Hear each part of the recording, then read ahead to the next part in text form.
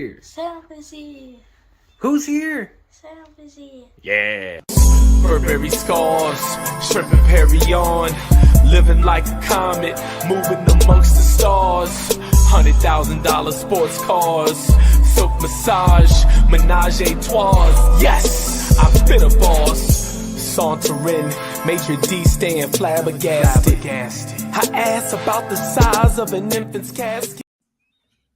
God, I love Ladies that and song. gentlemen, I do too. Love you, Shells. Ladies and gentlemen, welcome back to the number one show in Stamford, Connecticut, Jacksonville, Florida, North Carolina, the Undead Realm, and parts unknown. Welcome to Top Rope Wrestling Talk. Yes, welcome. We're here. We're one side of a triangle short, but We're when man down. may or may not be here momentarily. So we're just going to give you what we got. All right. So if you don't know me by now, I doubt you'll ever know me, but I'll tell you one more time. I am the most decorated champ in Top Rope history. Oh, get the fuck out of here. I am the producer. I am the soundboard. By God, extraordinaire. I am the jack of all trades, the master of absolutely none. Your friendly neighborhood psycho, D.O.M.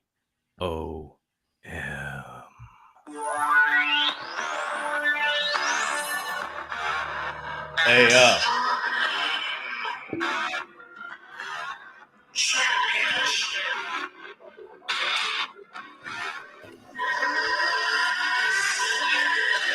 let's fucking go.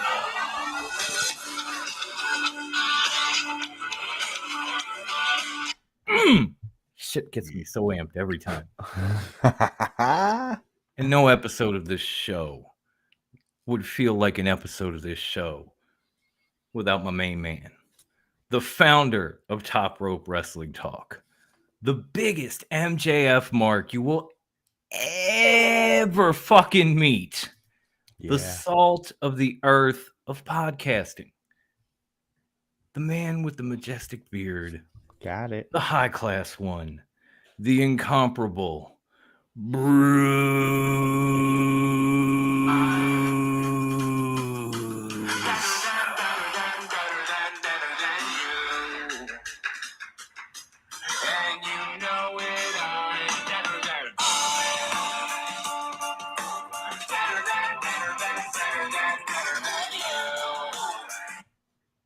Yes, I am.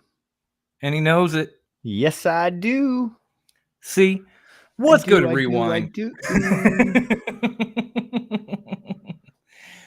Thank you for showing up. I enjoyed the hell out of your live stream last night. I hope y'all caught it. If you didn't, when we're done, go back and check it out. You can compare our picks to their picks and see how they go. We'll see which show does better. Be a little league competition. Hold on. Hold on.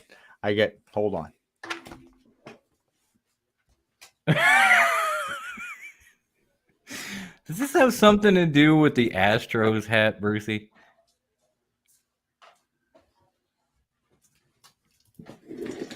Well, I appreciate that, man. All you know right. the difference between Dom and Don better. You know what the difference is between Dom and Don Callis? Dom is actually insufferable to listen to. Or actually isn't insufferable to listen to. I don't know. I mean, he has his Also, nights. As always, fuck them bitch ass birds. Fuck you.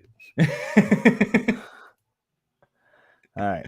I got my real team on now, you know. This is He said that a boy. There we go. Now we're go. good. All right, Brucey, take it away. What you got? Hold on. Oh, it's Maddox. What up, groomsman? Oh shit, it's the groomsman. Wow. What up, Dan? We're gonna bring you on just for showing up in the live chat. There, man. A lot better. I'm glad we're on the same page. Shout out to you, I'm glad my brother. We're back to the Brucey same now. page. So yeah, we got a pretty interesting episode. You know, we're gonna couple double or nothing, and then there's actually quite a bit of Will Ospreay going on in today's episode, which we don't have that often. So I'm kind of excited about it. Right. But to start it off, we're gonna talk about Mia Yim. She had an interview per se, and I guess you guys can be the judge of it, but I feel she's taken some shots at WWE.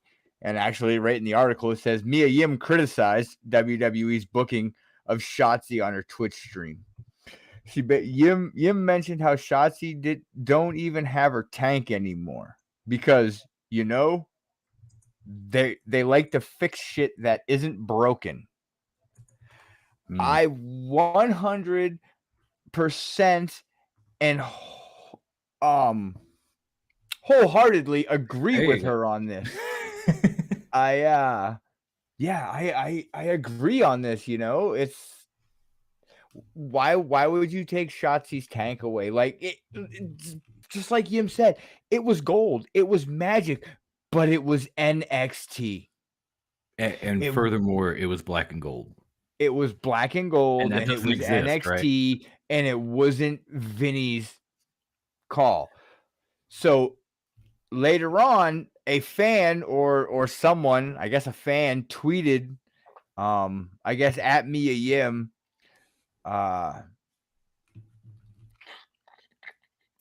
no, I'm sorry. She answered. Someone answered her back. Whichever. I'm gonna read it how it's written. How it fucking picture is. It says that's a bad mentality. If you want to be a true WWE superstar, you should work hard for it for their ideas, not your ideas. Not like you would choose your gimmick in someone's movie. You kind of pick and choose your roles.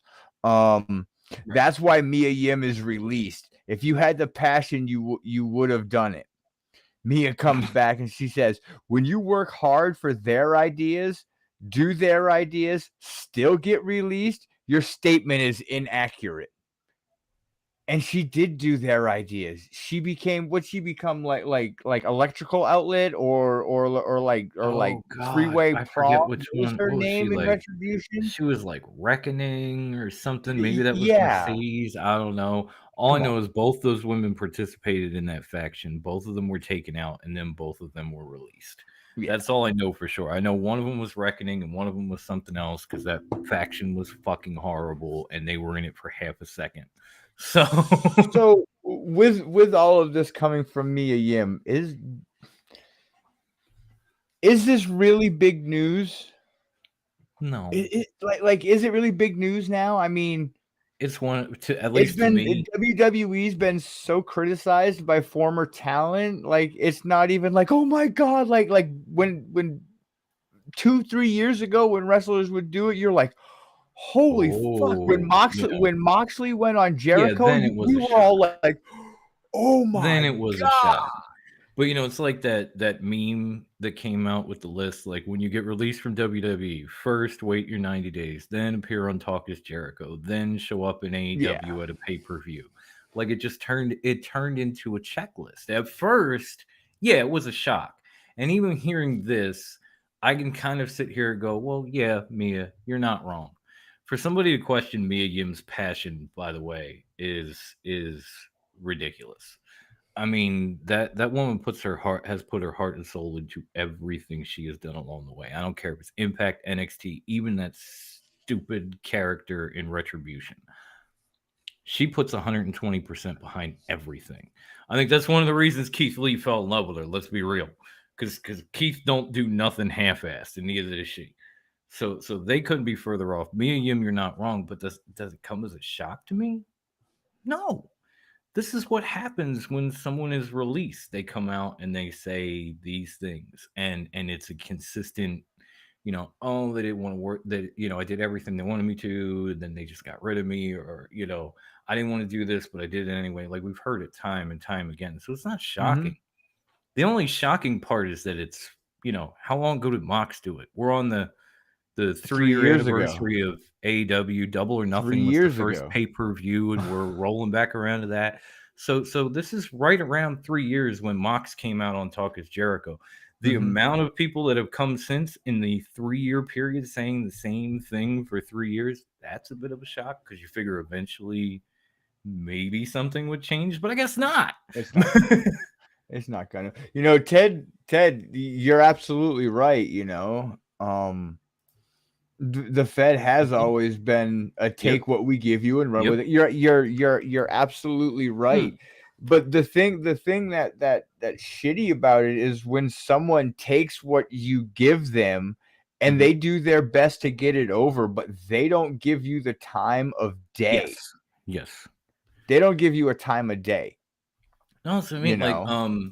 it reminds me of just. I know I brought the show up last week too, but I'm a fan of Stone Cold. I always have been. I Mhm. watched the Broken Skull with Bully Ray, Bubba Ray Dudley, whatever you want to call Yeah, I haven't him, watched that one yet. and he had repeated several times when he got to WWE, like they hand you something. It doesn't matter if it is the shittiest hand that you have ever seen in your life. You play the cards that you're dealt with. Like his solo runs there were not very good. Even Devon got kind of what he wanted, but then it was kind of tweaked. But that's what they handed to him. So they played the cards they were dealt with. And I think they did a decent job at it, but they also stuck around for a very long time and were invited back. Whereas with these guys, they play the cards and then they get thrown the fuck out. But I mean, here's the That's a thing. big difference. Bubba's gimmick never changed. His gimmick didn't change until he went to Impact and became Bully Ray. Yeah, That's when his gimmick changed. When he was in WWE, he was still Bubba Ray Dudley, the Dudley Boy. right. Devon is the one that Devon changed and changed his became the gimmick. priest. Yeah, Devon always used kind of the Pulp Fiction Sam Jackson lines and that type of stuff, but he became a full on preacher. So his shit changed, but Bubba not so much. Like the outfit changed, the in ring style changed a little bit. The rest stayed the same.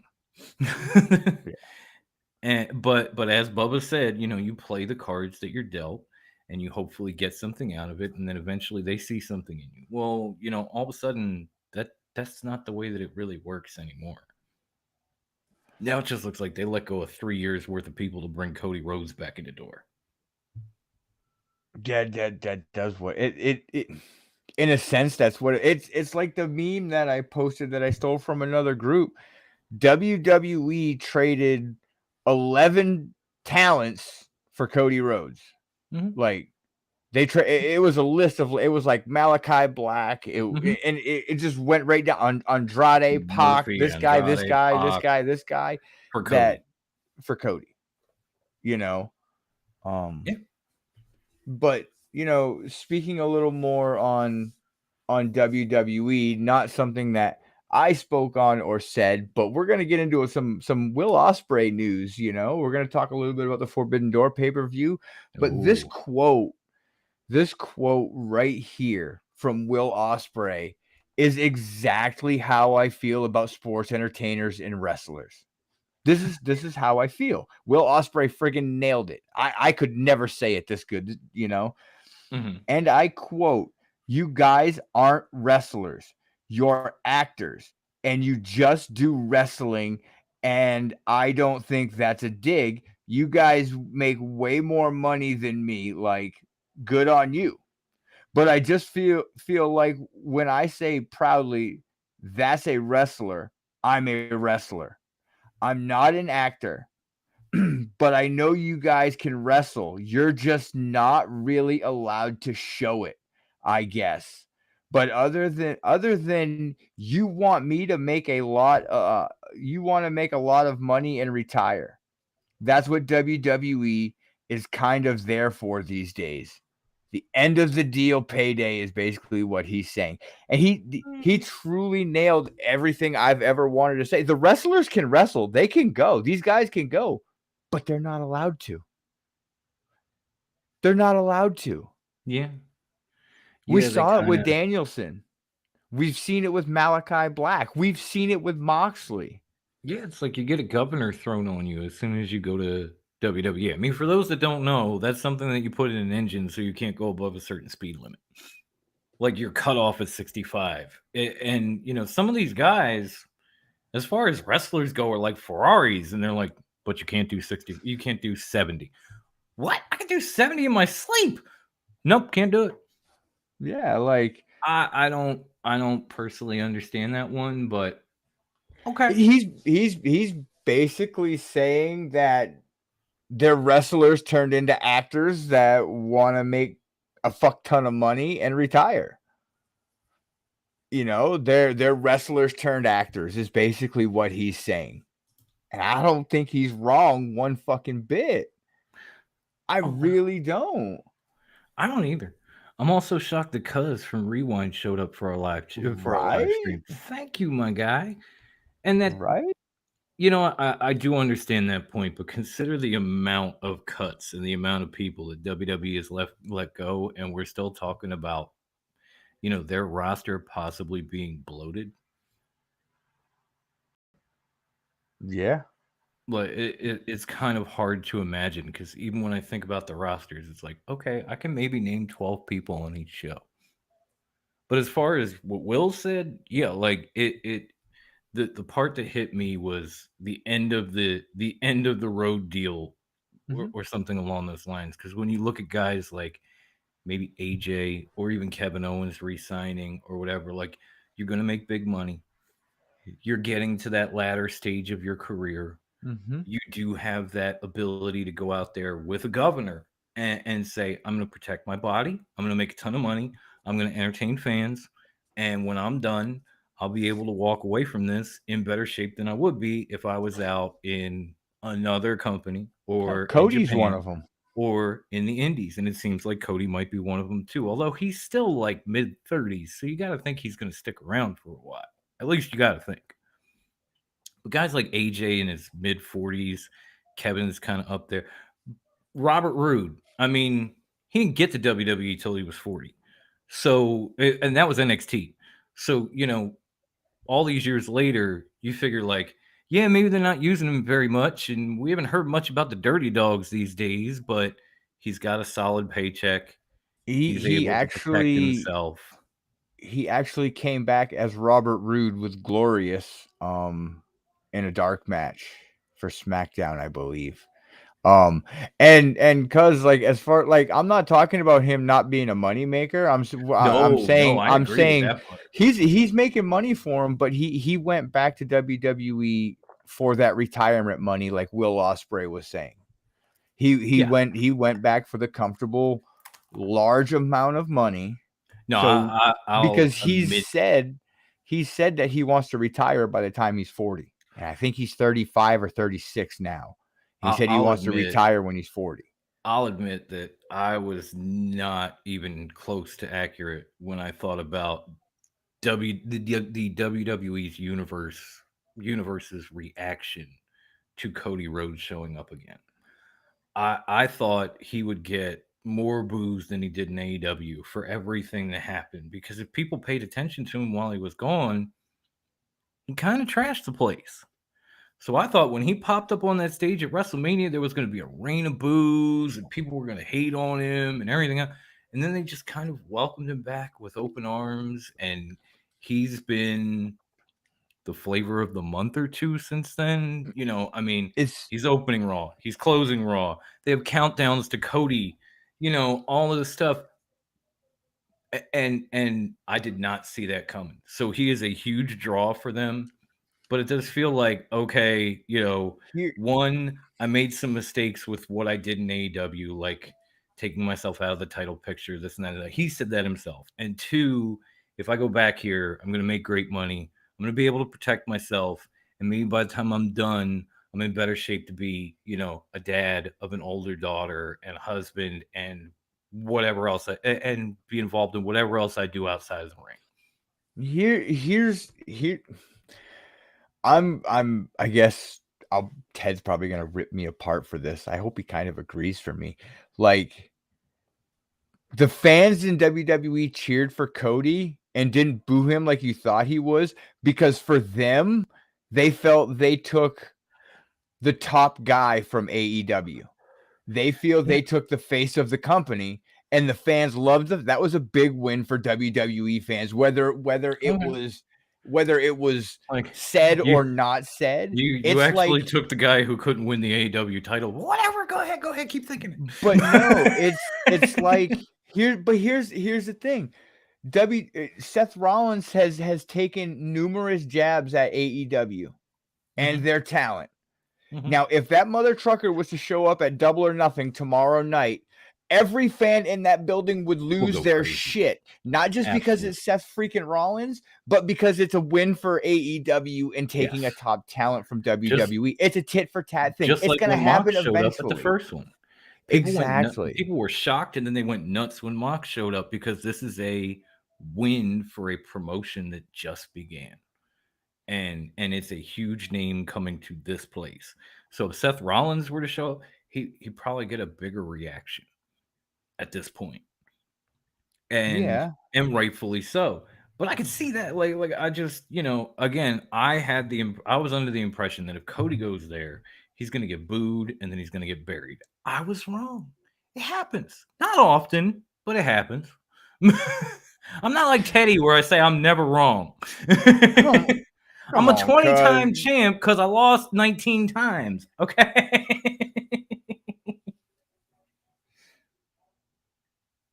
Here's the thing though, cuz like if you've noticed when a former WWE talent has come into AEW, it's they usually they don't give him a title or a major thing. I mean, look at House of Black. They're actually in a pretty big storyline right now with Death Triangle. It's actually a big storyline in AEW, whether you want to admit it or not, because I know none of you guys really wanted to talk about that match, but it's going to be fucking amazing, and we'll get to that later. Oh yeah, like I'm trying to hold it, but I'm looking forward to that. This is one of the longer, more dramatic built stories in AEW, and it revolves around House of Black. So it probably would have came to a head if Rey Fenix hadn't gotten injured as quickly, when he did. But here we are. We're going into another pay-per-view. These guys are still feuding, and it's all big. It's just not for a title. Again, Tony, if you got these trios titles that you were talking about, this would be the perfect time to whip them out, because it would make this match that much bigger. But I'm gonna hold that. I'm gonna put a pin in it for now, and we're gonna because now we're just getting way off. Yeah. Okay. But I agree with a lot of what Will says. Will says a lot of shit, and sometimes you're like, okay, kid, calm down. But others, this one in particular, I see pieces of it, and I'm like, all right, yeah, you kind of nailed it there, homie. This is one of those times. There's other times I see some of his quotes, and I'm like, you need to stop. Okay, so moving on. So also in some other Will Ospreay news, he went on to say this dude had absolutely no fucking idea that AEW and New Japan were doing a pay-per-view, and he didn't sound too happy about it either. Really? Really? And I quote from Will Ospreay, they didn't even fucking tell me it was happening. I was sat next to my missus and was like, are we doing a show with AEW? Yeah. Oh, no one told me.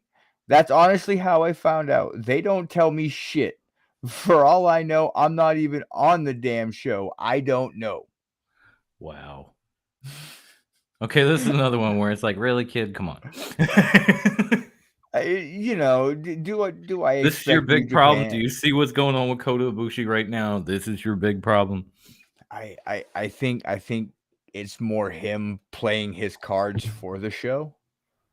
Okay, fair enough. I can see that.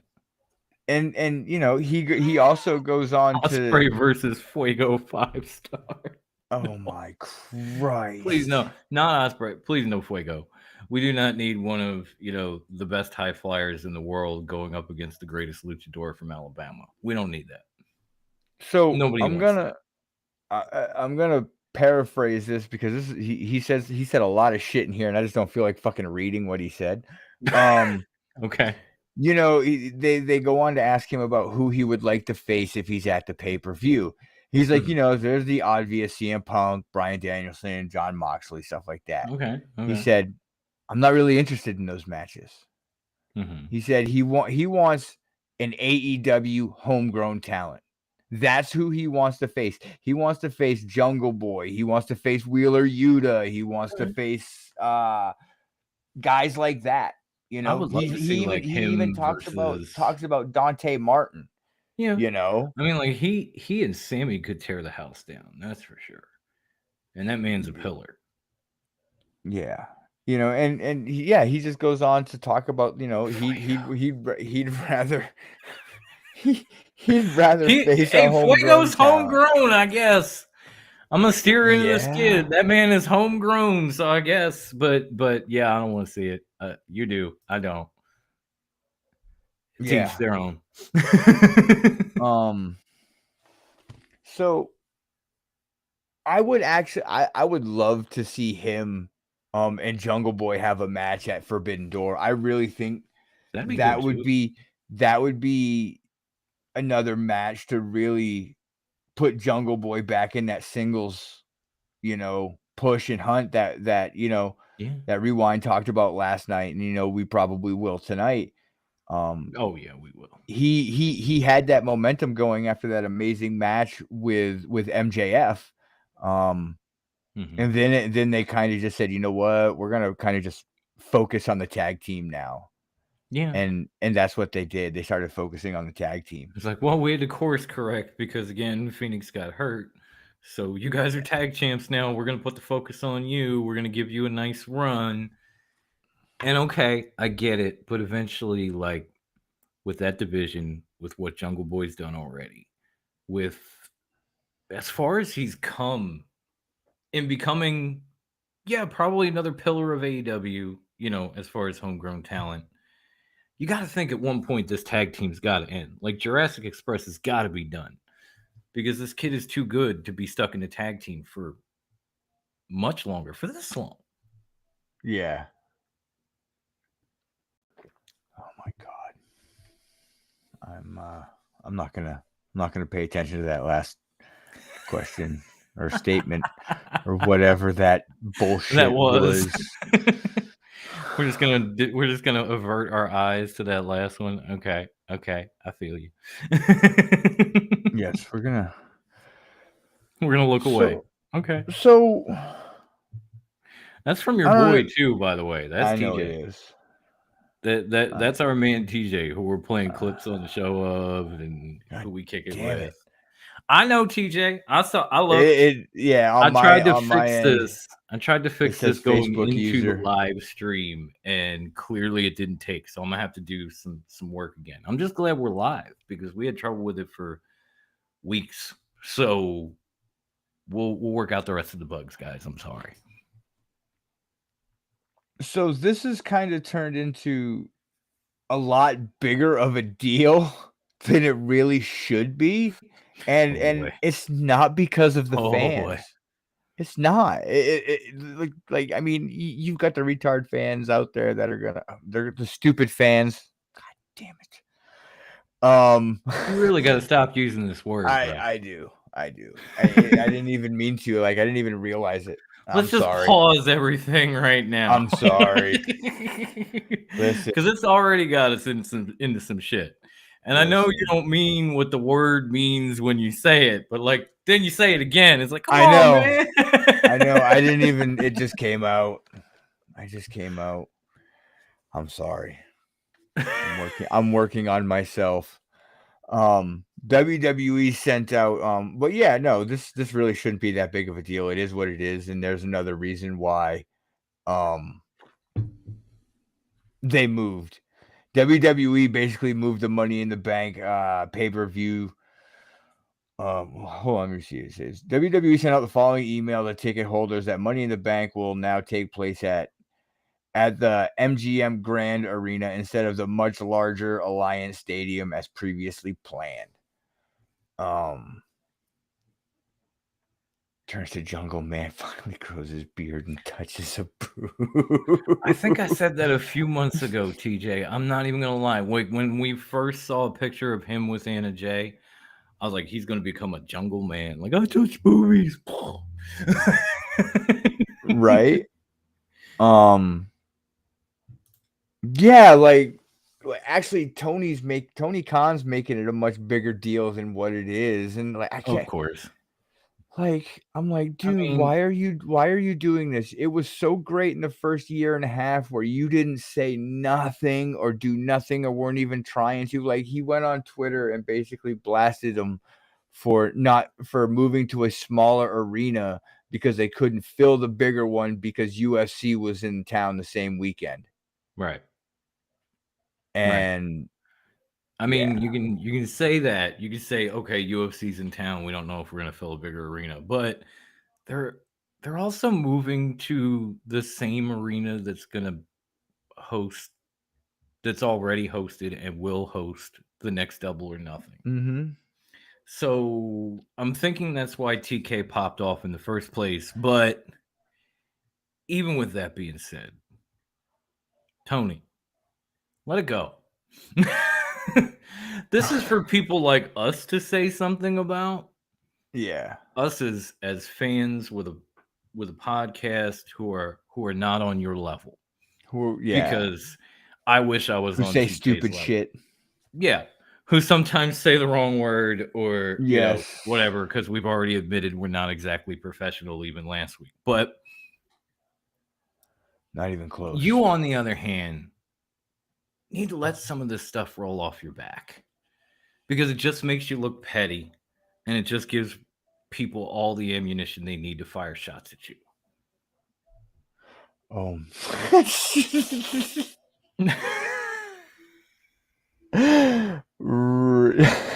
Juggalo Shakira. Oh my God, TJ, Jesus Christ. Hey, I'll be right back.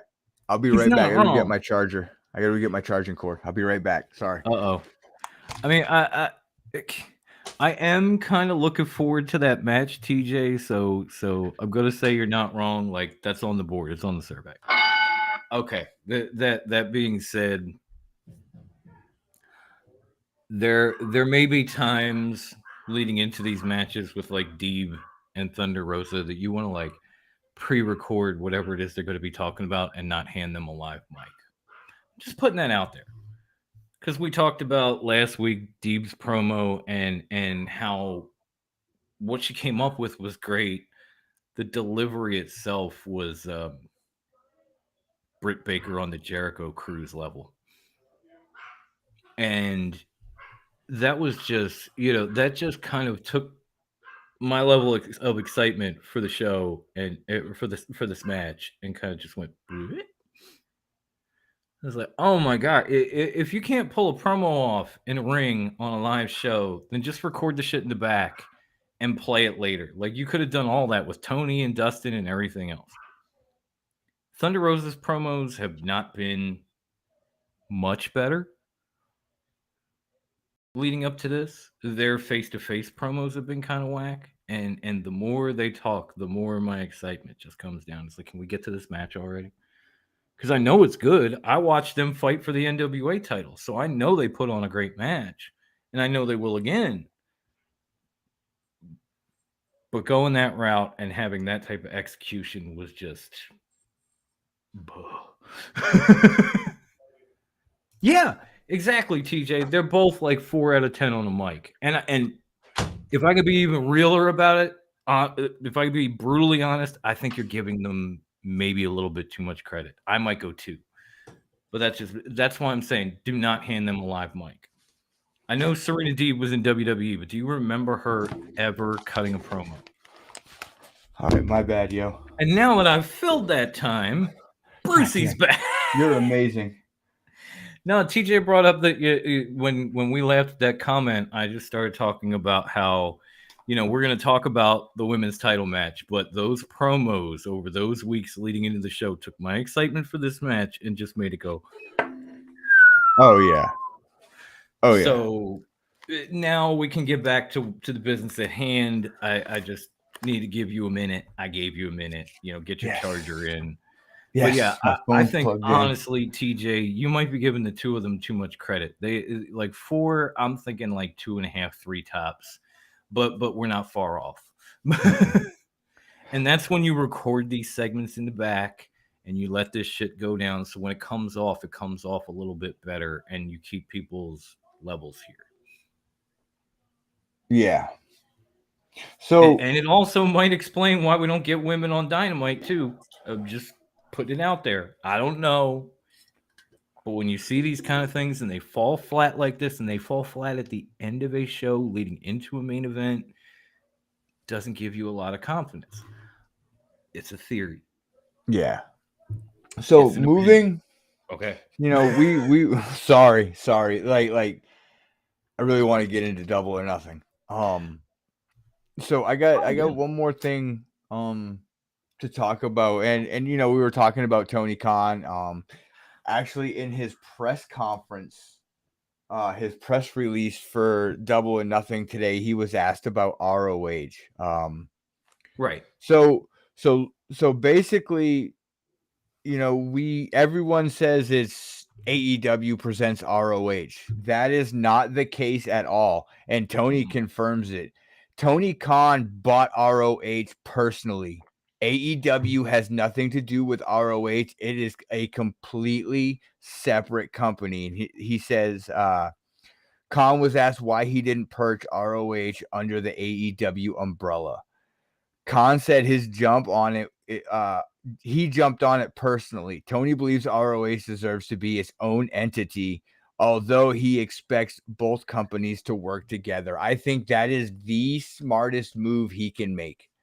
Yeah. He can still take some of he still has all that talent, and he can ship them over to ROH. Granted, yes, he said they're still going to work together, but they're basically going to be their own show. They're going to have their own profits. They're going to have their own team. Oh, They're yeah. not, it's yeah. going to be it's going to basically be like when AEW works with Impact. Mm-hmm. That's anybody else. Like, they work with pretty much every promotion out there that is an MLW at this point. And yes, they have their matches on Dynamite, or they have matches at another promotion's pay-per-view, or at theirs, or we got Forbidden Door. But like, once that happens, everybody goes their separate ways. Keeping the and this wasn't like a Vince McMahon WCW situation where he bought them out to kill the competition. Tony bought this promotion because he was a fan of it, and he did not want to see it die. So he doesn't want to buy it to make it AEW and turn it into something that it never was. He wants to buy it to continue it somewhere down the line, and that's what he's been working towards. So, if you keep these as separate companies, now we're sitting here, and I know we are, the three of us, I know other shows, whether it be Rewind or Circle of Debate or whatever, have addressed AEW's roster along with their TV time, feeling like things are bloated. Once ROH gets up and running, gets himself solidified on some platform, some network, whatever the hell the case may be, now you have a split where, these guys that aren't getting on AEW television can show up at ROH. That cuts their roster. It adds to ROH's roster for some of the guys they may have lost. It's a win-win. But you got to get to that point. So until then, yeah, you're going to have a little bit of a bloated roster for AEW until they can figure out what to do with ROH. But once they do, it's almost perfect. And I do love seeing these ROH guys, on AEW. Like, I was about to ask Wendy if she showed up tonight, how did you feel to finally see Roppongi Vice on Dynamite? I thought she was going to lose her fucking mind. My wife did. And they were in ROH before, they've been in New Japan, so maybe they'll show up at Forbidden Door. They had a shot at the ROH titles. We had the New Empire run in, which was fucking amazing. Which is Will Ospreay's faction, if for those of you Jeff that Cobb don't know. and my man Big Khan jumped the ring and took everybody out during the ROH title match. That was dope. But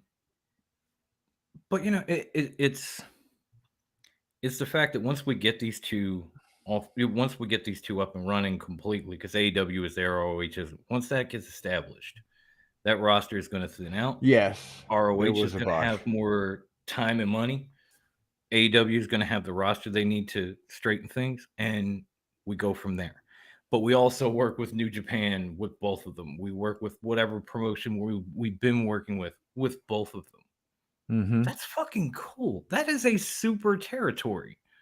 I mean, no offense to CCW. I know they call themselves the last territory, but when you look at it, this is a super territory involving AEW, ROH, Impact, New Japan, maybe NWA. You could bring in other promotions. You AAA. You could bring in other promotions on top of that if you wanted to. This is a super global territory in the 21st century. Yeah, it really is. I can't knock that. No, no, not at all. And I honestly feel that was a Cody thing. That I think I feel that was a Cody thing. Mm, Because that's what Dusty did. He mhm, promotions during the territory days, mhm. and territory days were actually great days in wrestling. Absolutely. So, um, also in good news for ROH and some AEW fans, Colt Cabana has re-signed with AEW and ROH, and he is set to play a major role in ROH as soon as they're up and running. So it's coming. The time's coming. And I think having Colt Cabana in ROH and playing a major role in the company is going to be a very, very, very good thing for ROH. Yeah. I mean, I think TJ's asking where he's been. He's basically been with Dark Order, who have been kind Mm-hmm. of forgotten about since Hangman walked away from him. So you don't see him a lot, but he's still there. Well, He's still with Dark Order. He's still in the wings, so to speak. And I mean, what better guy for ROH than Colt Cabana? Here's a guy yeah. who's done everything for ROH since their inception. He's had hundreds of matches, worked the table. He even helped, if I remember correctly, with some production of ROH and NWA during pandemic. So, if you want to, keep it authentic and keep it running, why not bring Boom Boom in? It's a beautiful move. I don't know if he'll be actually running or producing the show, but if he was, I wouldn't mind that either. So as of right now And I'm missing two. that we know of, actually officially said that have signed with ROH Uh-huh. is Colt Cabana and Samoa Joe. Damn Because good start. if you really think about it, all the other champions besides Gresham are Hmm. AEW talent. Yeah. Yeah, I mean, So Wheeler Yuta, FTR, they haven't brought back their six-man Mercedes titles, but Martinez, Mercedes Martinez, you know. they're all AEW. Yeah. I really, really, really hope they bring Josh Woods in.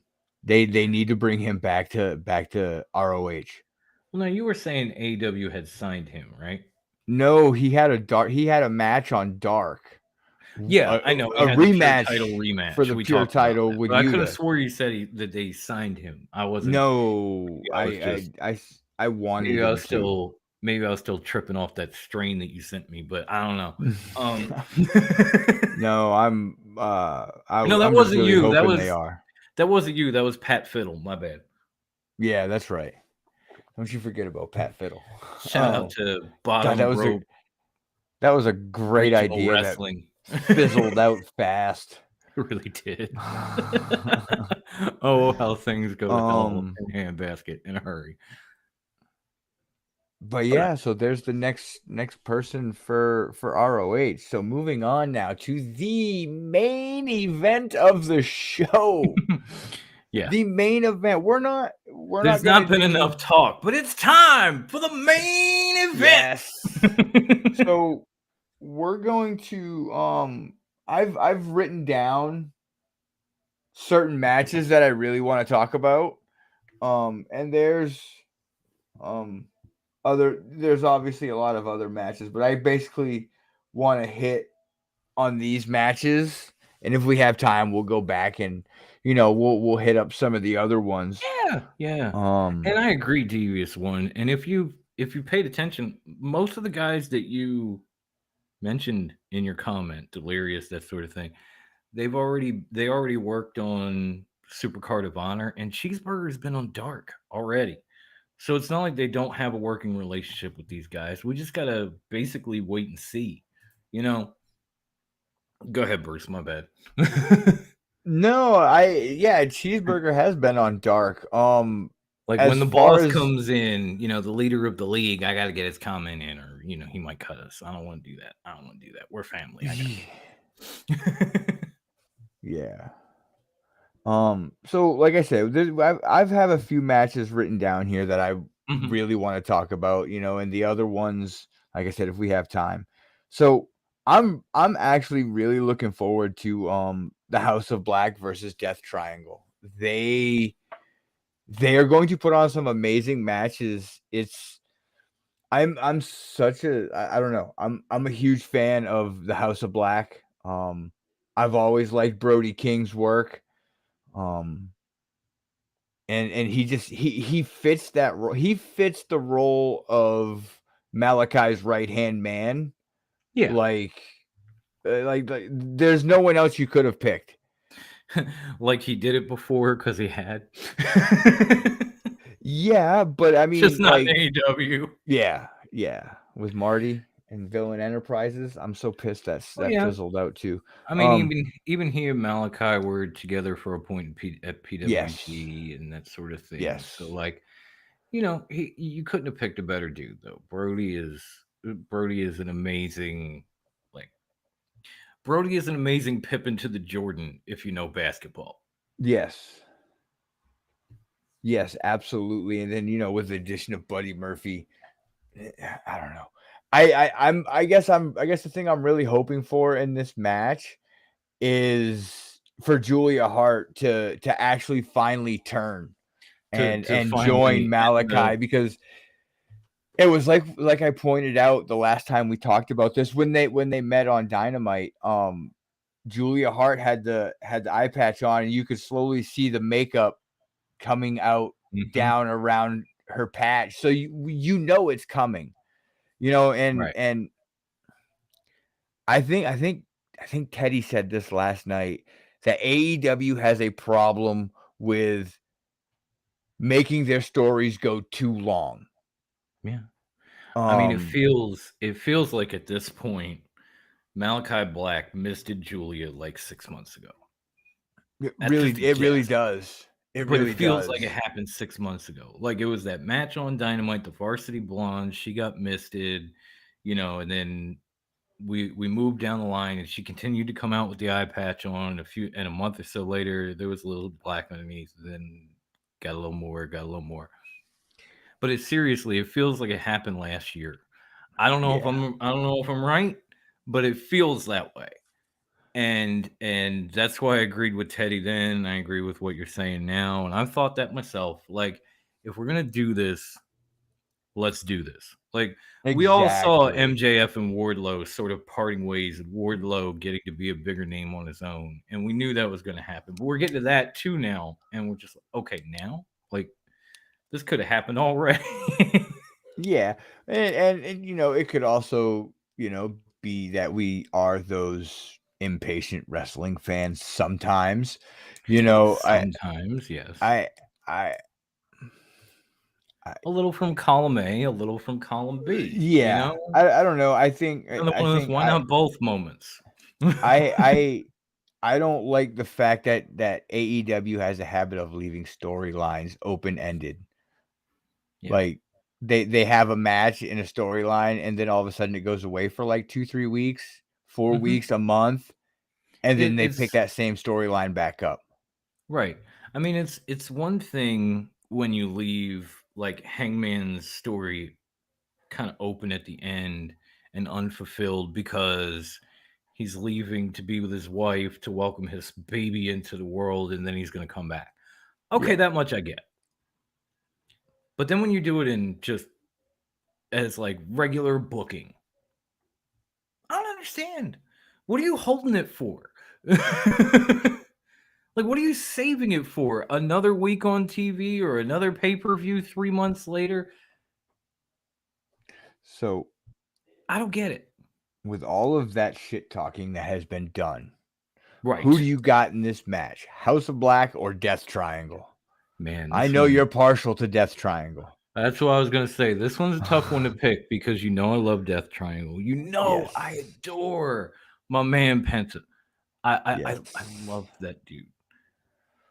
But honestly, truthfully, I can see Julia Hart finally getting this payoff, helping House of Black win, and kind of just ending this rivalry because that's another thing that's kind of been, and for injuries and stuff I understand, but that's another thing that's just, it's been a big deal, but it's also going on for a while. So let's just get the House of Black to win, move them on to whatever else, because they've been, like, oh well, while we're waiting on Death Triangle, why don't you go fuck with Fuego? Like they need to be in a new rivalry, something that maybe feels a little bit bigger, and Death Triangle, just don't know if I see all three of those guys staying together very long. Like I could see the House of Black. They've I actually don't been know if together Penta for a Phoenix and Pac. while. Yeah, that's what I mean. Like they've already been together longer than I thought they would be. So I Okay. could see them breaking up. But as far as House of Black goes, that's going to be a solid click. If anything, they'll add Julia. Maybe they'll add another wrestler down the line. They'll get bigger. They'll get better. But I just don't know how much of a shelf life there is on Death Triangle at this point. Yeah. And I feel like if you looked at it, the expiration date would be coming next month. So as much as it pains me, I'm going to go with the House of Black on this one. Yes. House of Black. And Dom, in the comments, Jay, welcome. Thank you, Jay. Yes, I was Welcome. just pulling that one up myself. You read my mind. Thank you. Welcome to Top Rope. Please enjoy yourself. Just enjoy wrestling in general, my friend. That's what we're all Yes. about. And drop that sub. Cheap pop. But we Yes. always love new viewers. We're happy you're here. We're happy you're enjoying yourself. Yes. Pac versus Malachi would be a crazy, amazing match. Moving on, I don't Yes. know. I had to talk about the giant clusterfuck Teddy. match. Thank you, Ted. Much love, brother. But let's talk about this match, because it seems like every pay-per-view AEW has a clusterfuck match where it's like too many guys in a match. Yeah. Car, The story's multiple there. car wreck fuckery is always involved. Like, hey, let's have a 10-man match. Let's have a 12-man match. Haven't heard you guys were looking forward. Haven't heard you guys yet. Looking forward to hearing about your views on AEW and huge MJF, AEW and MJF mark. You're gonna get along with Brucey very well, my friend. We literally call him the biggest MJF mark you will ever fucking meet.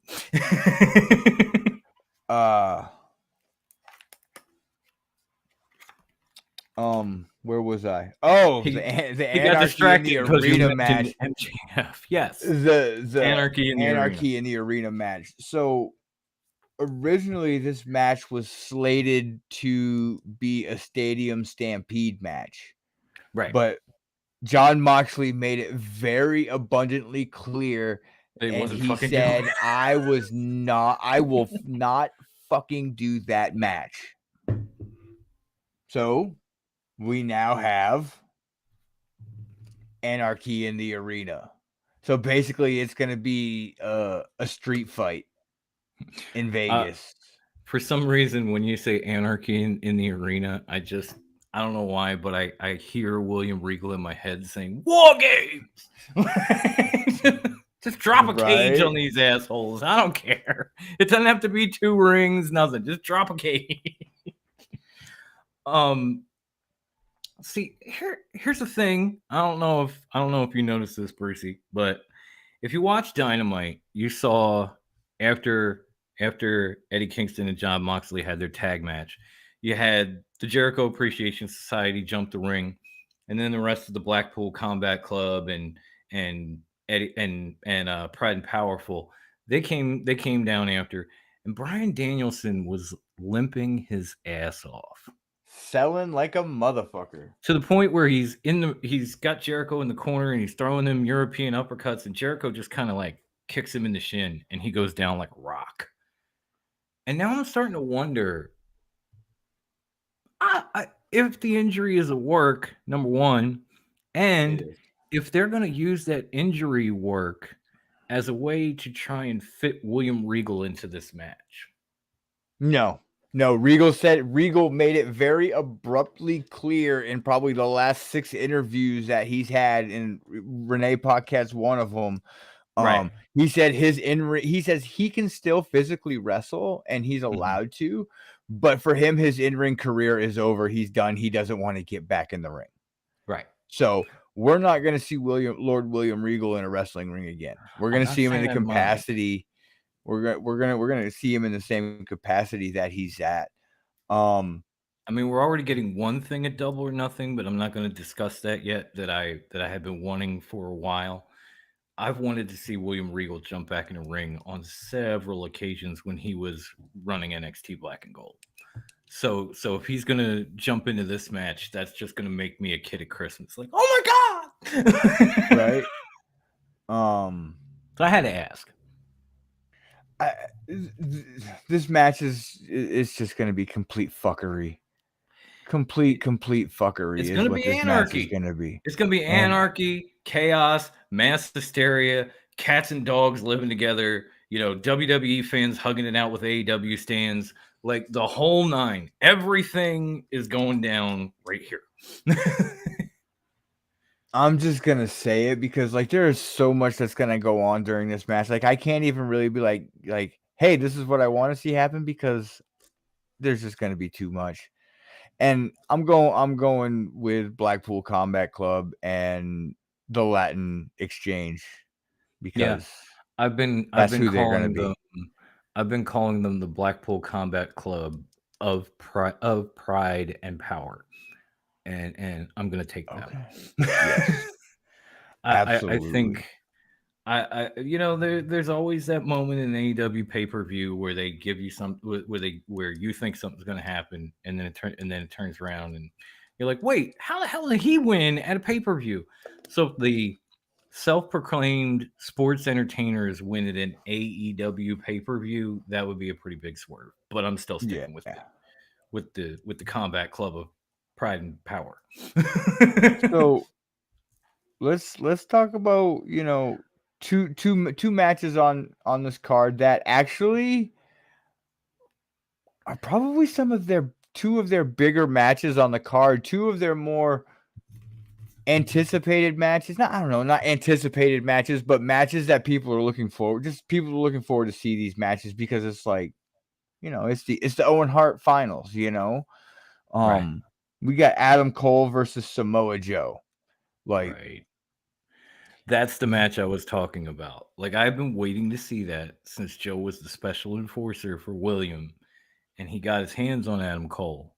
But then, obviously Cole kind of backed out, had a program with Kyle O'Reilly. Ted Joe wins the NXT title. He's gone, So we're now getting this, which I wanted from back in the Black and Gold days. So I'm excited. Yeah. So I'm gonna put a pause on this. Ted, I didn't come on your show last night and cause hell and talk shit but to that's you. What Teddy does. He likes to watch the world burn. So you kind of expect shit like this. So new prediction. The Tribal Chief shows up during the Mox and Company match and tells Mox to acknowledge him. Yes, high class. That is for you. That is classic Teddy Weston. Yes, it is. And I would expect nothing less if he's in my live chat. I wouldn't. I try to be king of the comments. He does shit like that. And I love him for it. If they let this be a wrestling match between Adam Cole and Samoa Joe and don't have nothing stupid going on the outside, Jay Lethal and Sanjay Dutt and Great Khali Jr. doesn't show up, or the Undisputed Kyle Elite. O'Reilly or Bobby Fish don't show up, if this is a clean, straight up wrestling match, Samoa Joe's gonna go over. If this is a match where we're gonna see people on the outside, Adam Cole's gonna win. And I don't know, like now that I say all of that out loud, instead of you see happening now, and instead of saying that out loud, I actually feel that Adam Cole is gonna win. Yes, the great Khali Yeah, Jr. he said it. I did. I did. No, I think Adam Cole's gonna win, and Teddy and the gang said it pretty well last night that Joe's got the TV title for Yeah, ROH, and they're gonna be presenting the winner of the Owen Hart tournament a title belt. They're yeah. getting From what I was the from what I was reading, they're gonna take what is basically like a remix replica of the Stampede Wrestling, yes, Stu's old promotion, North yes, American Championship, and they are going to give it to, I believe, each one of the winners, like the yes, men and the male and female. and So what what better way to have another I don't know how do you say it I don't know.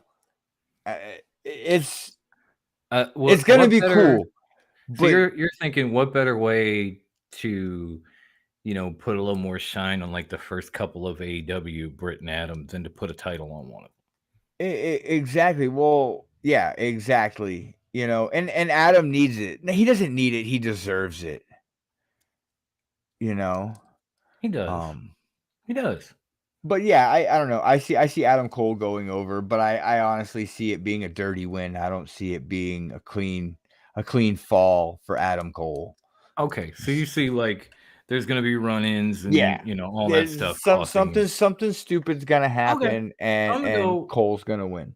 I'm gonna go on the other side of this because I was originally gonna pick that, but just to be different, since it's a two-person show, I'm gonna say this. I think that Cole and Joe have enough respect for each other that they'll just say, and for Owen, by the way, say let's not let this be decided by outside bullshit. Let's just have this match, and Joe's gonna end up winning it because Joe has been so goddamn hot since he got back, since he came, well, since he debuted at Supercard of Honor, but definitely since he debuted in AEW. Adam Cole can be Adam Cole, win, lose, draw, title or not, doesn't matter. So if these two just end up having a match, which I think, out of respect for each other and the memory of the late great Owen Hart, they would rather do, I think Joe wins. Okay. Okay. And but the thing is with it, if there is an outside interference, distraction or whatnot, and Joe loses no momentum. Joe loses no fire. He loses nothing. Owen Okay. at Adam gains what he needs to gain, and Samoa Joe doesn't lose anything. Not a Samoa Joe guy. That's okay, Jay. Do you? I'm actually both. Like I've been big on Samoa Joe since ROH, and I think I have like 3 Adam Cole shirts. Like one from when he was in ROH, one from when he was in the Undisputed Era, and the new one all about the boom. So I'm definitely an Adam Cole guy. Yeah. But but just to cover all the bases, I'm just going with the other side for show purposes. Do you, brother? Do you? Do you? I say that to people all the time, man. Like, oh, you're not a Joe guy? Okay, do you? All right, let's move on to the other finals for the Owen Hart tournament that we now know who the other competitor is. And I called this last night on Rewind show. I straight up called this. It is Dr. Britt Baker, DMD, versus none other than Ruby Soho. Ruby's gonna win in my eyes. I'm taking Yeah. Ruby Riot. It's not gonna hurt Britt Baker. No. Not one bit if she loses this and she drops this. I think that Tony's gonna make Ruby the first ex WWE Women's Champ in AEW. That's my opinion. Okay. Before Teddy jumps down my throat saying she's not that big of a draw, in a sense, I do agree with you, To a but point. at the same time, let's give her the opportunity that WWE didn't give her to see if she could actually be that big of a draw. Right. You know what I mean? Because I'm trying to I'm trying to think of this tournament and what you would compare it to. And the only thing I'm coming up with off the top of my head, this women's tournament is kind of comparable to like the Queen's Crown tournament Ooh, when they broke that out for WWE. You know, like, yeah, okay. Queen Zelina won it, but then not much happened. And I'm thinking if Ruby were to win this tournament, like, yeah, she's going to get the replica belt. She's going to get a little bit of a push. She's going to get maybe a few more opportunities.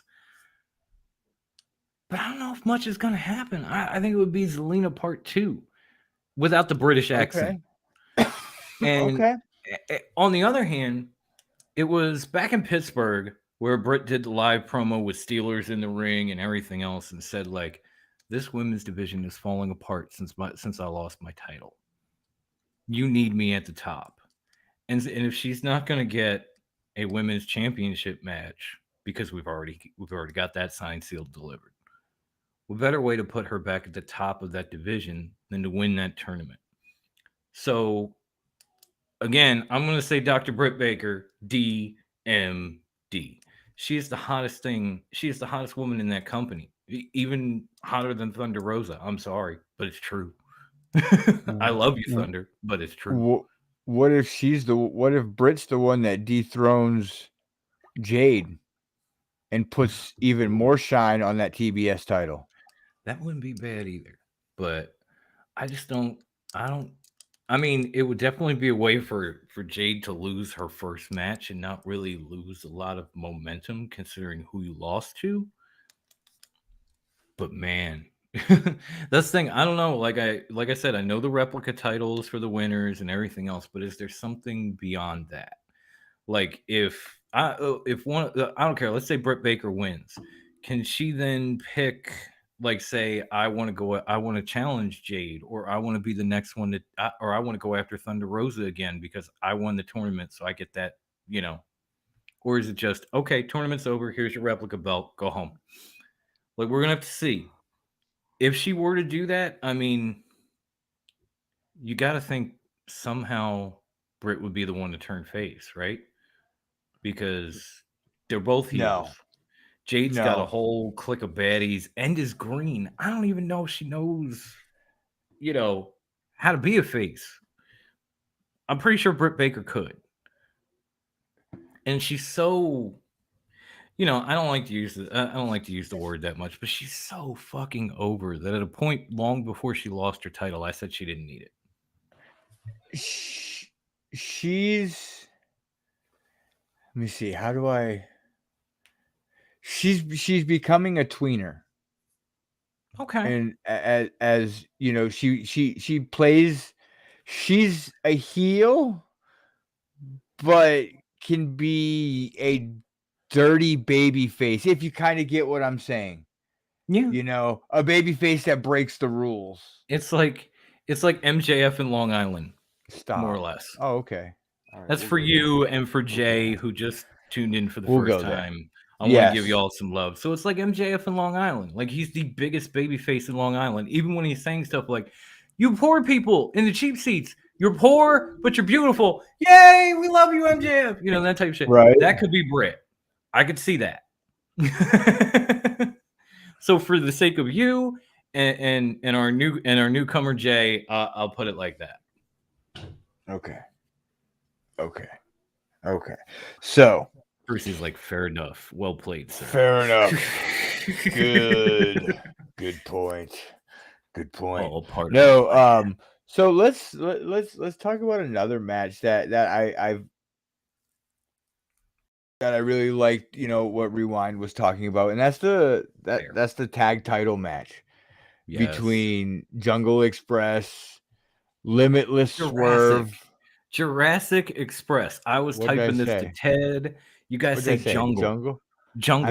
I meant Jurassic Express. I meant that. I think I said Jungle because Teddy said it last because Teddy night. kept saying, and I kept saying, I think Jurassic, and put it in capital letters, and he kept saying it. I was like, it's Jurassic Express, y'all. Oh no, please, thank you, Teddy. Thank you for showing up, buddy. Teddy, have a good one, bud. You know we love you, man. Go get some sleep. what did I say? Jurassic Express, Right. Limitless Swerve, and Right. then Team Taz. Hobbs and my boy Ricky Starks.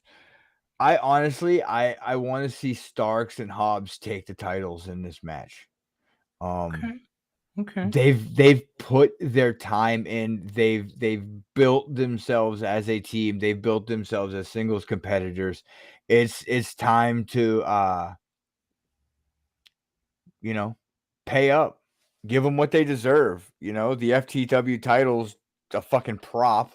It doesn't mean anything. It's a piece of shit title. I'm gonna hold my tongue. And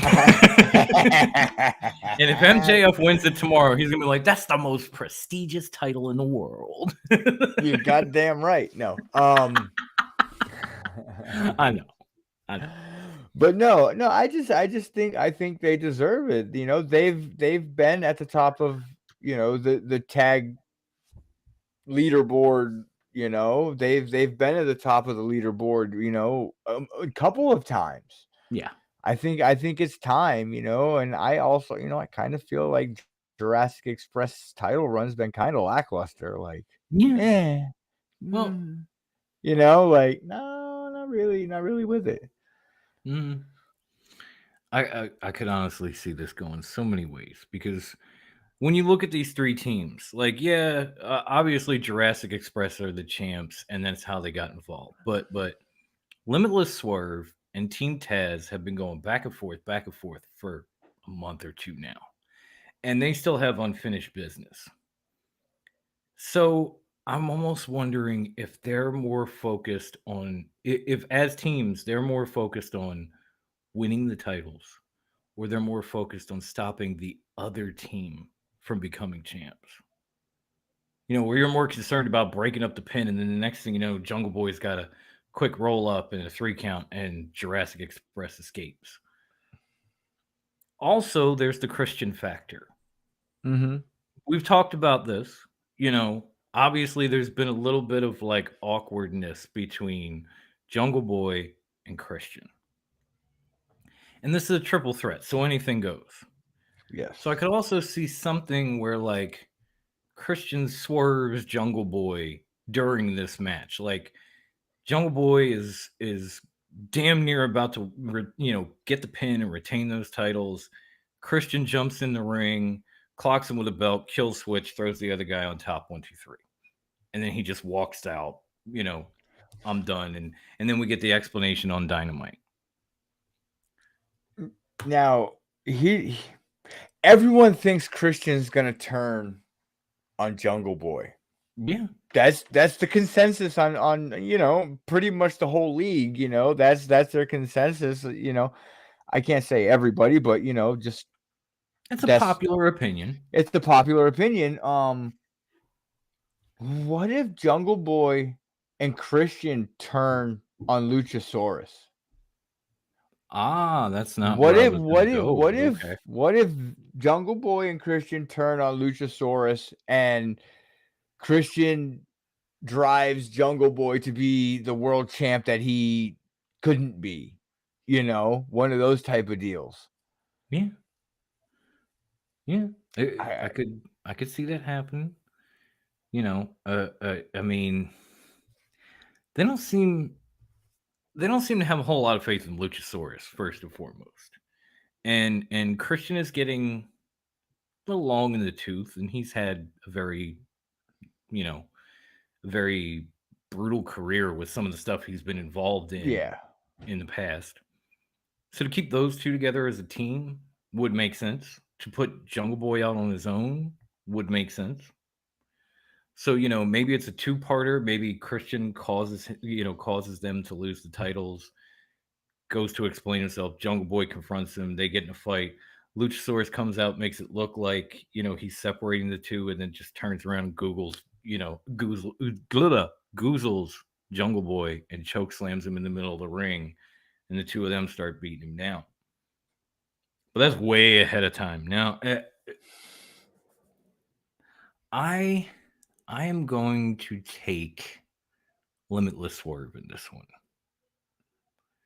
These are two of the not only like newest guys in AEW, but if you look at it right now, hottest guys in AEW. Mhm. Like people go nuts for Keith Lee coming out. Everybody's yelling Swerve's house in the crowd. If you were going to, you know, kind of continue the tag team feud and bring an end to Team Taz and Limitless Swerve, while at the same time creating this Swerve moment with Christian and Jungle Boy, that would be the way to do it.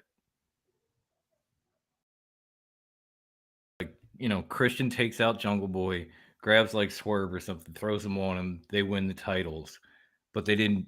But Team Taz had nothing to do with the pinfall. So now they can move on down the line, get their tag shot, and then this storyline can continue on Dynamite and progress. Yes, Ivan. Ricky Starks is so fucking underrated in AEW. Yeah, When he got there during the pandemic and had that knockdown drag out amazing balls to the wall match with Cody for the TNT title, like that shit was amazing. yeah. The dude can go. Oh yeah, and I know he had to slow down for a little bit because he had the neck injury and all Mm-hmm. that, but like he bounced back from that. He is so good. I have enjoyed the hell out of everything he's done since I saw him pop up on NWA Power. Yeah. And so, down the line, wherever he goes, I just hope they continue to kind of push him Mm-hmm. where, to the moon. I know I say that a lot, but to the moon. Just fuck it. Because he's so deserving of it. Like, I don't even know if he's underrated that much because I think pretty highly of him. So it's hard for me to say he's underrated anymore. But I enjoy the living hell out of him.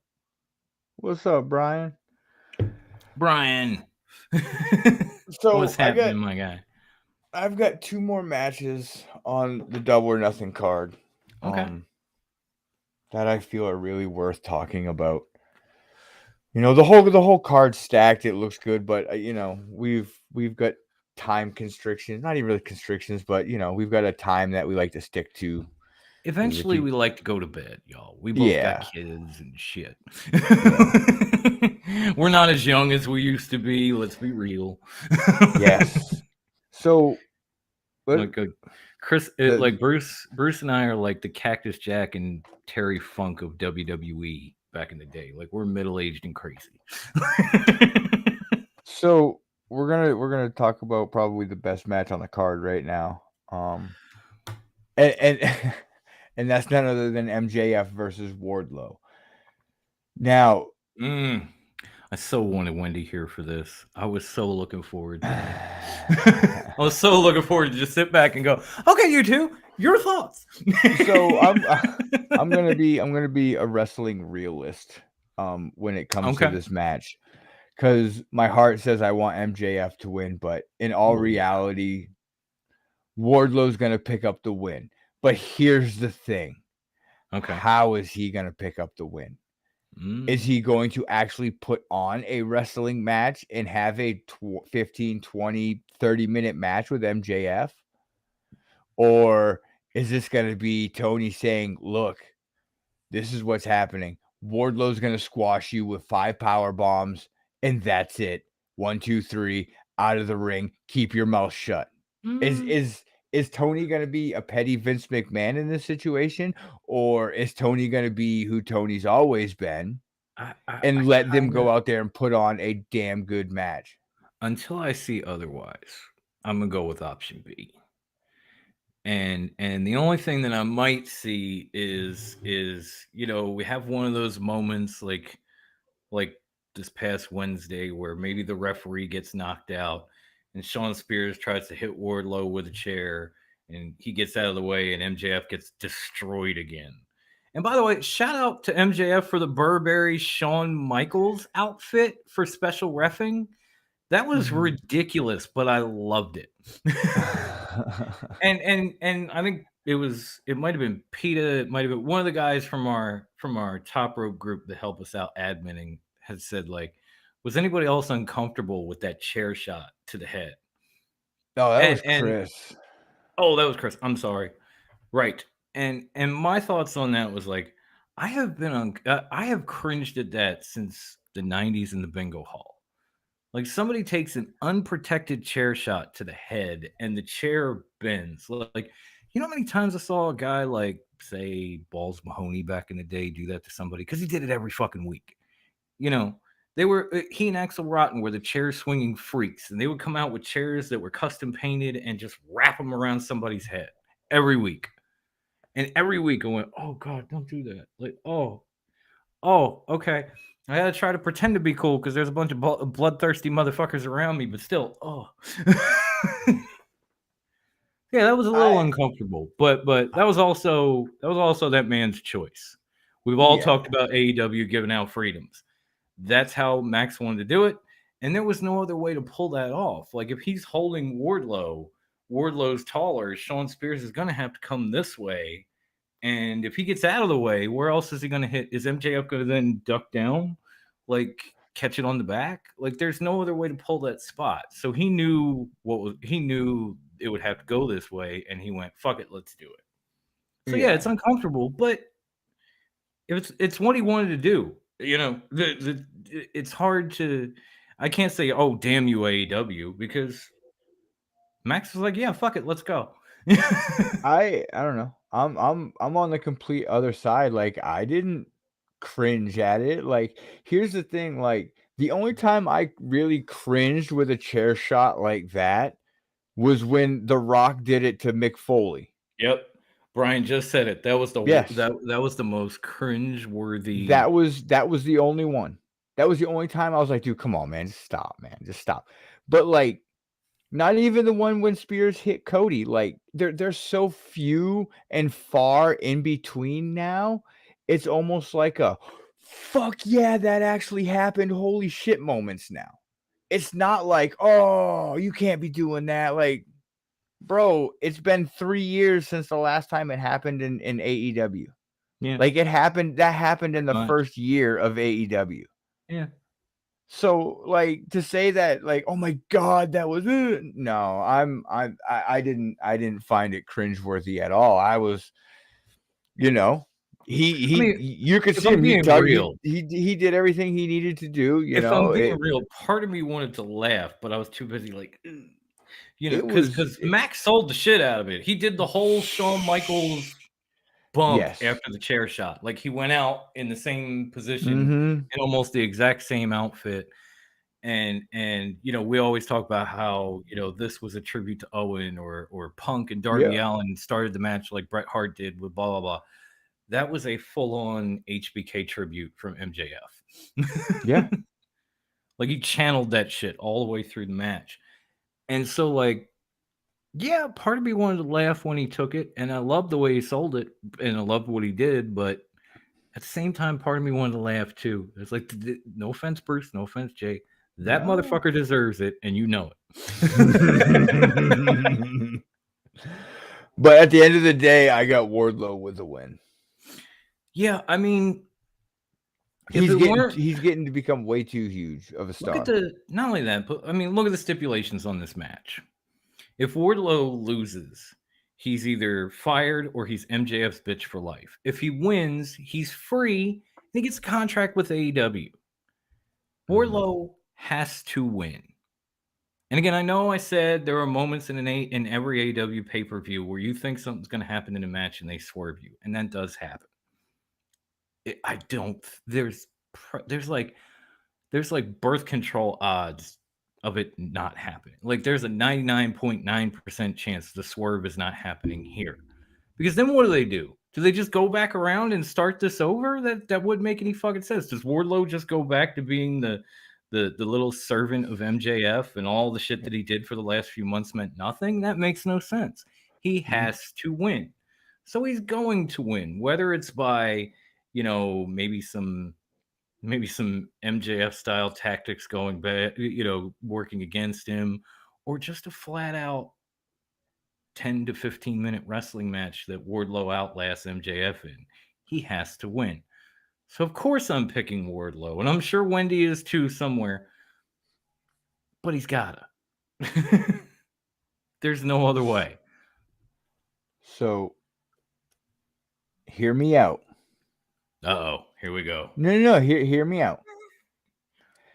MJF gets the win. Mm-hmm. Wardlow has to continue working for him. Mm-hmm. And he can never work for AEW, right? Uh-huh. Yes. MJF's a pity I don't know about fucking. that, but go on. He's Obviously, look what he's done to him already. he's a petty man, Duh. which makes him so great in the wrestling world. Mm-hmm. Wednesday night comes around. MJF standing in the ring. He calls the War Pig out. And then he fires him on the fucking spot. Okay? Okay. MJF becomes the new number 1 contender Okay. for CM Punk's title. That Oh, you I went already there. gave it away. You just I gave everybody raises to I hate gave you. away my pick, Like, but CM Punk hires Wardlow as his security because MJF has spears and they keep jumping him. okay. That would make sense. And Punk basically cuts a deal, says you come to work for me. If Mhm. I retain my title against MJF and you make sure of it, I'll get you an AEW contract. Okay. I mean, it's a roundabout way to do it, and it would almost make this match at the pay-per-view meaningless, but it's another way. You could see it happening. It's just I don't want to go too far into this. I don't want That's okay. you gave away your finish. I'm trying to hold it. I mean, not really. I'm just gonna say because I can change I my think mind. Hangman's gonna beat Punk, number 1. So that would take all that. I think MJF will lose here and still somewhere down the line become number 1 contender and be the man to take the title from Hangman. I've said that already. I believe that since basically Hangman won the belt, like if it's not, I don't even think Kenny coming back would be the man that took the title from Hangman. I think it will be MJF because they had one of the first rivalries at this particular pay-per-view coming up on the first one. So it would make total sense since Hangman kind of cost MJF the world title shot against Jericho in the first place, if he was the one to take the title from Hangman years later and get his first reign off that man who cost him his first title shot. Okay. So I think you know where we're going with this main event. Yeah. The only thing I can add into that is I'm so sick of people saying like, I just want to see Punk win because I'm so tired of Hangman's run. Hangman's run hasn't lived up to his build or whatever. None of them do. I don't know if you remember this, folks, but none of them do. Everybody, let's go back years. Let's go back to the beginning of Daniel Bryan and the Yes Movement.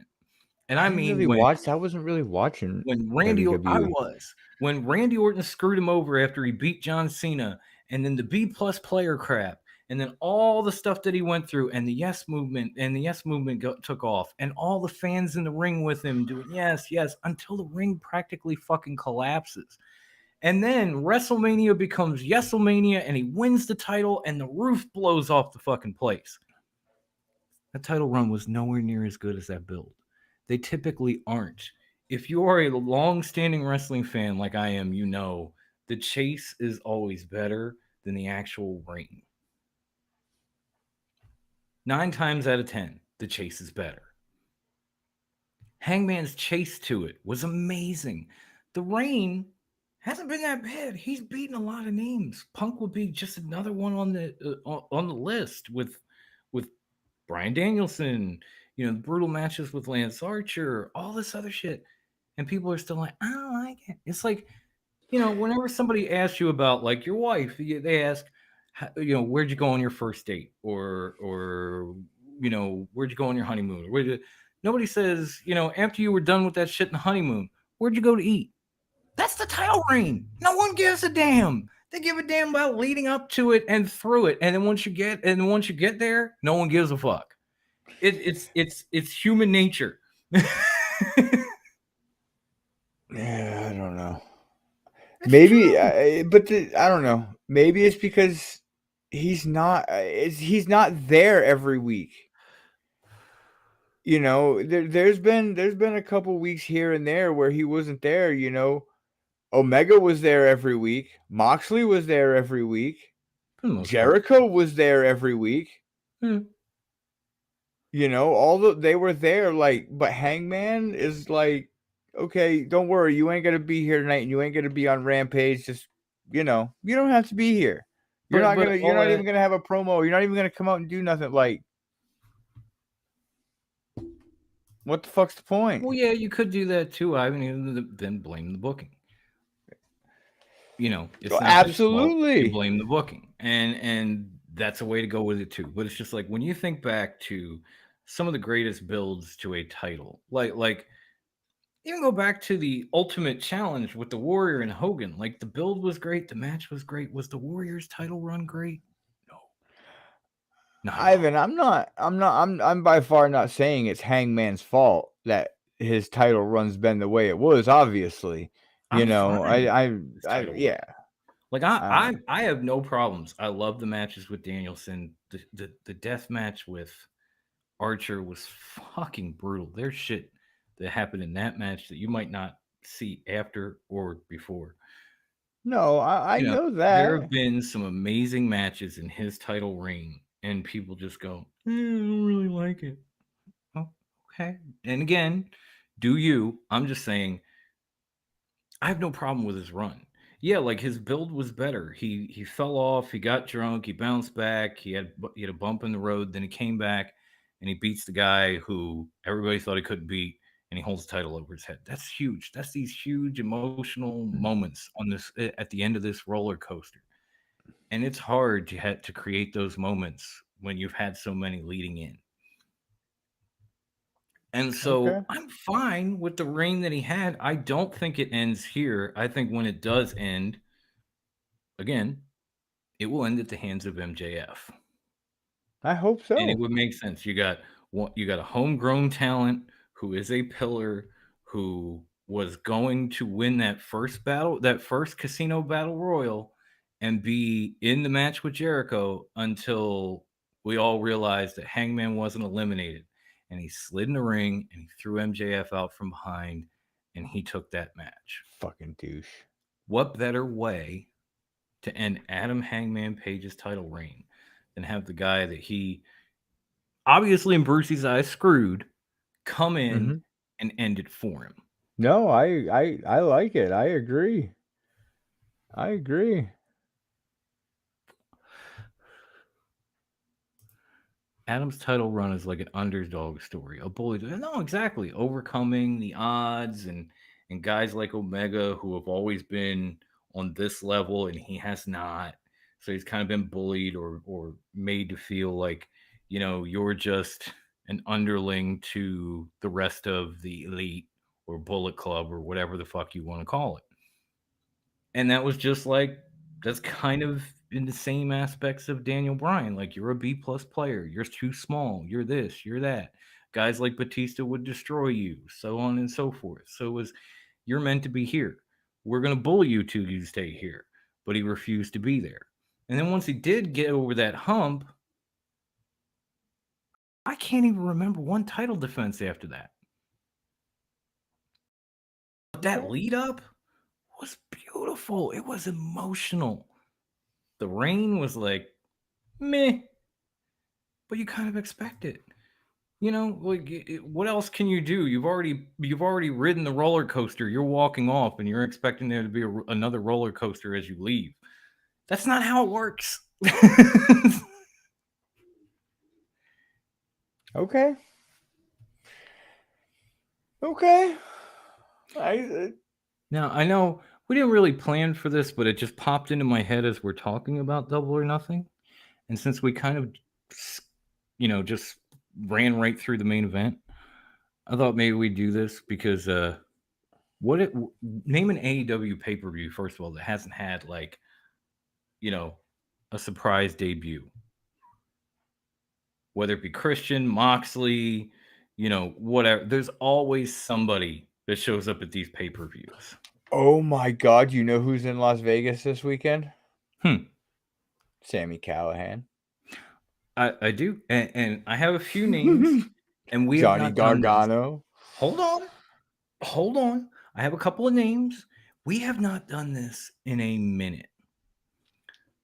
Would you play Keep It or Kill It surprise debut? Let's go. Let's do this. Let's Okay. go. You just brought up one. Keep It or Kill It. The draw is in Las Vegas. Sammy Callahan will debut at Double or Nothing. Keep it. He's gonna help Moxley and the Blackpool Combat Club take out the Jericho Appreciation Society. You read my mind. How far back do he and Mox go? They were going to reunite. Switchblades. They were going to reunite in his promotion before he got hurt, though. We were talking about this long ago, and then he got injured, and he couldn't do it. And so why not come back and help Mox and a few other people that he knows very well and he's very fond of beat Jericho, who he has been talking shit about since he was Impact Champion. Yep. And Jericho started AEW. Like, we don't drink bubbly around here. We're not bitches. So, yes, keep that shit. Oh, that's hot. That's hot. Ref Amy's here. Ref Amy, what's happening, Ref Thick? You know I love you. It's so good to see you. Okay. Next up. According to a good friend of ours from Shooting Up North, my man Lewis, Killer Cross has been in talks with AEW. Keep It or Kill It. Literally, Killer Cross debuts at Double or Nothing.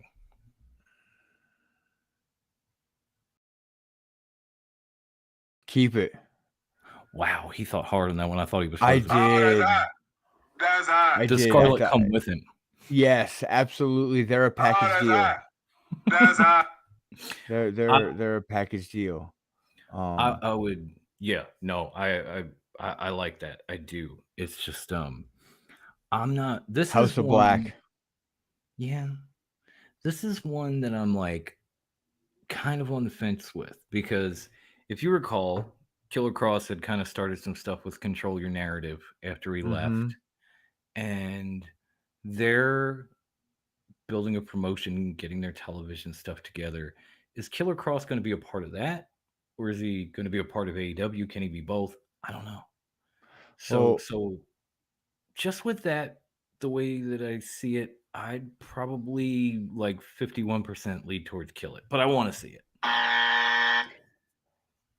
EC3 said it's a company where you're free to come and go. There are no contracts like GCW. I don't know. It's just, does Killer Cross want to be involved with both? Would he rather go to AEW? Would he rather stick around and build something with CYN? I don't know where his head is at, so that's what leads, like literally 51% to 49% Kill It. It's that there's that, just that sliver, or else I'd just be hitting all that's hot one more time. Okay. All right. Next on it. I don't know if they can call him this. We already established Candice LeRae is not ready, because we joked about that baby is 16. A couple years he's going to be debuting on 2.0. Yeah. But Candice LeRae had a baby already. like 3 months ago, so I'm not sure she's ready to compete. But Johnny Wrestling will make his debut at AEW Double or Nothing. That seems more likely. Keep it. That out of the three, that seems more likely. I see him maybe showing up after Adam Cole wins the Owen Hart tournament and confronting Cole. That would be a good one right there. I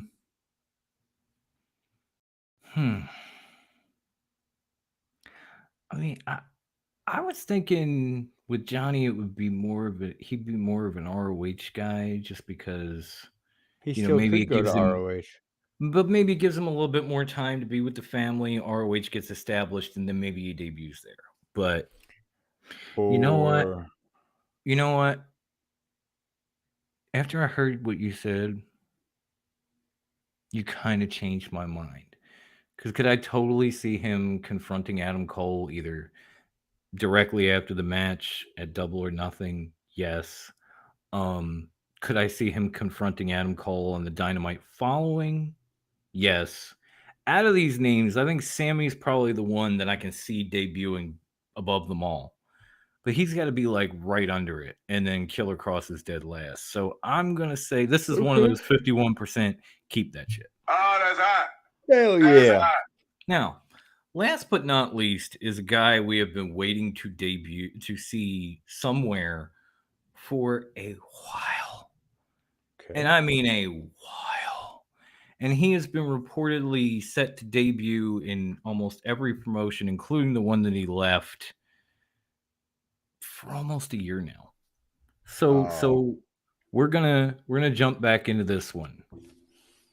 Wyndham Rotunda debuts at Double or Nothing. Keep it or kill it. I don't think if it happens, I'm still on the fence with what I'm gonna say. I'm not sure. But if it happens, he will not be there in person. It'll be a flicker of lights or a flash on the Titantron like WWE used to do with like all the freaking maggots and stuff. It'll like flash on the screen. People will get it. They'll know who it is. It won't be one of those lights go out moments, is what you're saying. Like they like to do. No, because there's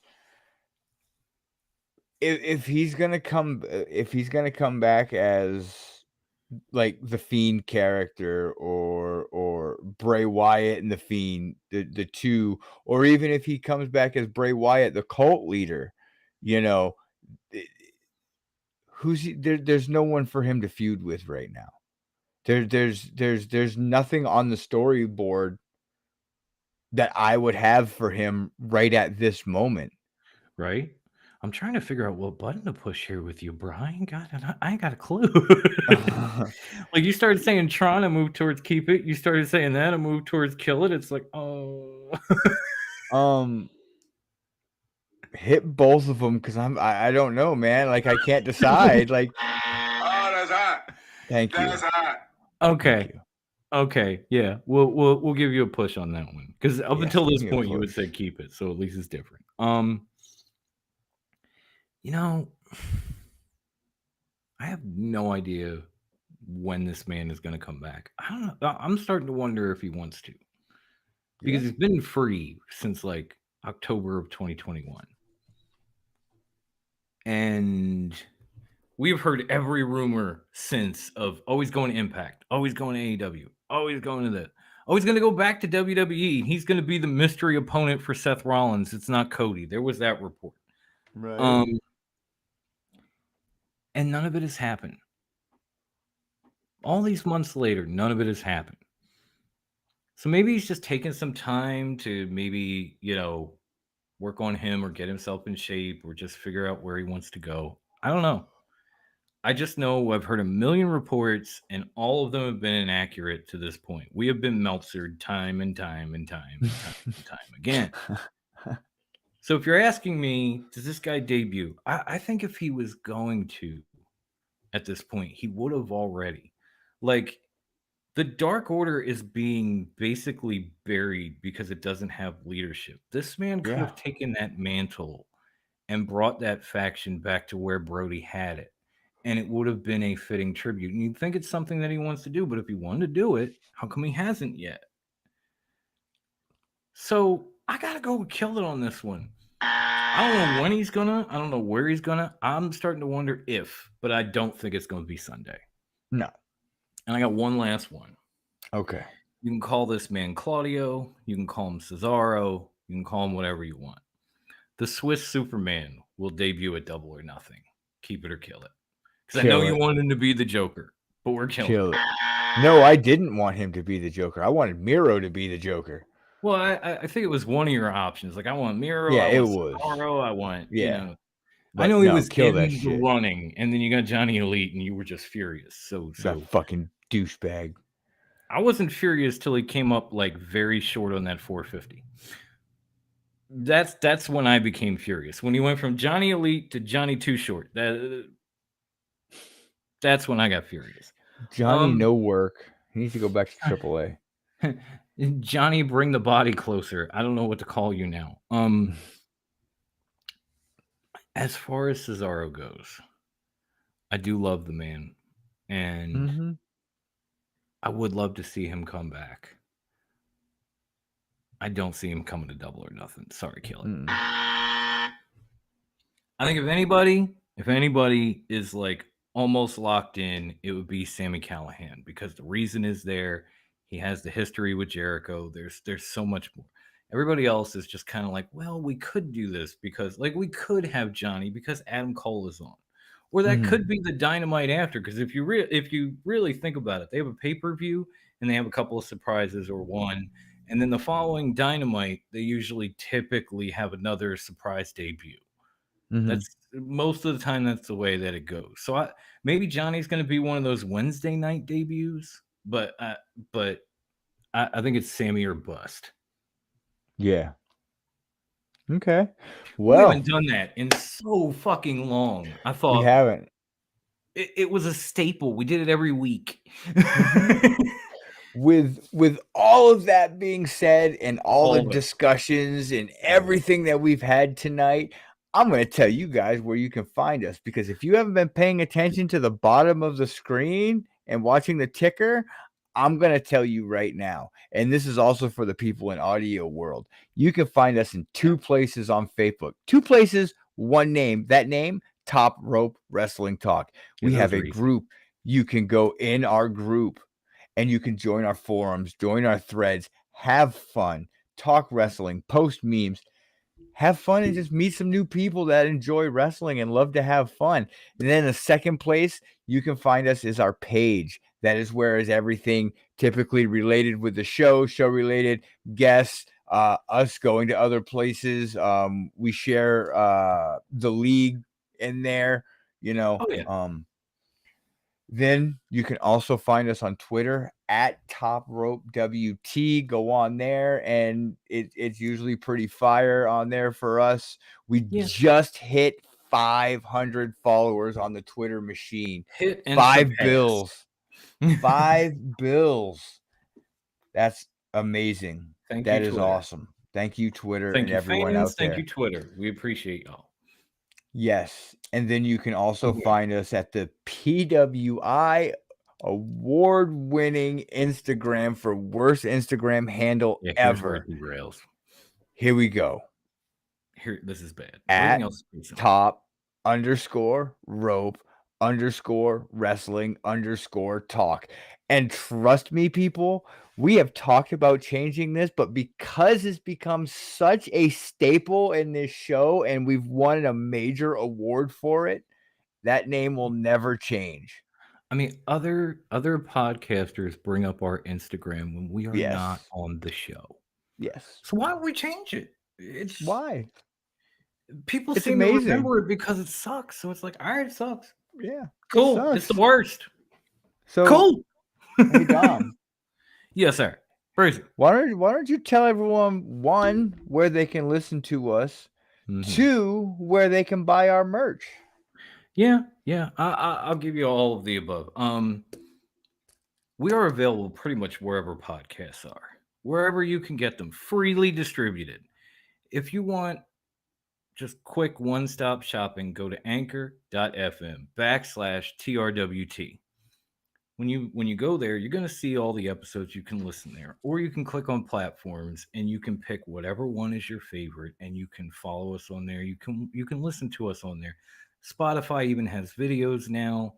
I've been publishing those, so you can now watch and listen to us on a few of those platforms. But anchor.fm/TRWT is where you can find everything and go from there. And of course, if you are listening to this after the fact, come to our YouTube channel, TRWT parentheses a Fox Den Joan, JAWN. You will see every episode of this show. You will see episodes of other shows like the Sports Syndicate that Brucey and I have been on with Nick and many other people. That hasn't been done in a while, just for time constraints. But hopefully, we're going to be getting back to it because we've got playoffs, NFL offseason, the whole nine. The There's Celtics also were a down couple. 46-48 at halftime, by the way. Ooh, at least they're still in it. They're And gonna I win say it. that, and I say that with a broken heart.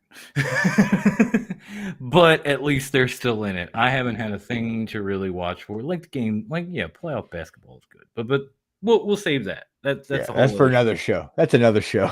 But that is there, as well as some older episodes of older shows that either one of us or all of us have done, whether it be Drunk Upon a Time, Mutant Rejects, Shooting the Shit, which Brucey and I love to do, but we haven't had the time to do it Yes. because y'all see these prices going up. Like, we got to get out here and make this money, so keeps us from being with y'all. And I apologize for that. But that is all there.